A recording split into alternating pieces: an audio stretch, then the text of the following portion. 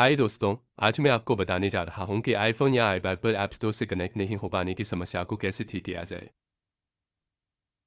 अगर आप आईफोन या आईपैड इस्तेमाल कर रहे हैं, तो आपको इस समस्या का सामना करना पड़ रहा होगा कि जब भी आप अपने ऐप स्टोर का इस्तेमाल करने की कोशिश करते हैं, तो आपको यह एरर दिखाई देता है कि ऐप स्टोर से कनेक्ट नहीं हो पा रहा है। तो मूल रूप से ये और कुछ नहीं है, ये केवल नेटवर्क की समस्या या आपके सॉफ्टवेयर की गड़बड़ी है। तो आइए इसके कुछ संभावित समाधान देखते हैं। तो सबसे पहले यहाँ से वापस जाएं, अपना सेटिंग ऐप खोलें। तो मेरा सुझाव है कि आप किसी दूसरे स्थिर और सबसे आसपास के नेटवर्क कनेक्शन से कनेक्ट करने का प्रयास करें, या आप वाईफाई का भी उपयोग कर सकते हैं। किसी दूसरे नेटवर्क कनेक्शन से कनेक्ट होने के बाद बस अपना सामान्य सेक्शन खोलें, वीपीएन और डिवाइस मैनेजमेंट पर जाएं और सुनिश्चित करें कि आप किसी भी प्रकार के वीपीएन से कनेक्ट नहीं हैं। अगर आप कनेक्ट हैं तो बस उससे डिस्कनेक्ट करने का प्रयास करें। वीपीएन डिस्कनेक्ट करने के बाद यहाँ से वापस जाएं और रीजन विकल्प पर जाएं, रीजन चुनें और यहाँ से अपना रीजन चुनें।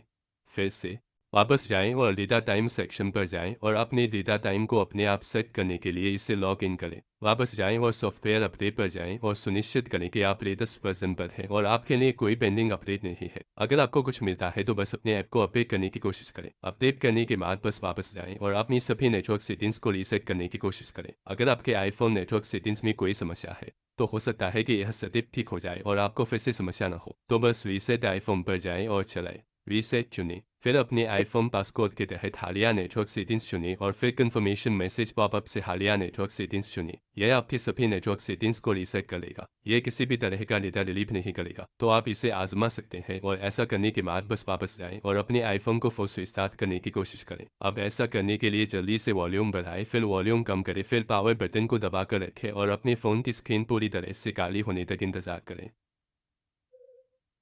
और यहाँ एक बार जब आपकी स्क्रीन काली हो जाए तो आपको बस ऐप लोगो का इंतजार करना होगा, और एक बार जब आपको ऐप लोगो मिल जाए तो बस बटन को छोड़ दें और अपने फ़ोन के रिस्टार्ट होने तक इंतजार करें।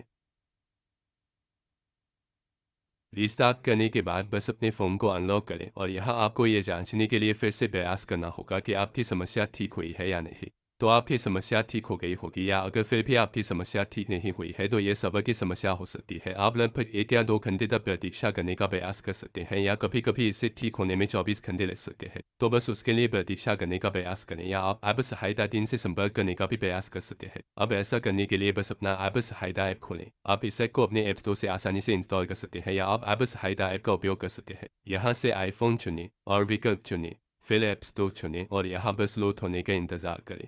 फिर गेट मोर हेल्प पर टैप करें, फिर कॉल अस पर टैप करें। उसके बाद आपको ये फ़ोन नंबर मिलेगा। जब भी आप बात करना चाहें तो आपको ये फ़ोन नंबर पूरा करना होगा और आप उस नंबर से जुड़ जाएंगे। आप अपनी समस्या के बारे में चर्चा कर सकते हैं और वहाँ से सहायता प्राप्त कर सकते हैं। उसके बाद आपकी समस्या ठीक हो जाएगी। वीडियो देखने के लिए आपका बहुत बहुत धन्यवाद। अगले वीडियो तक बाय बाय।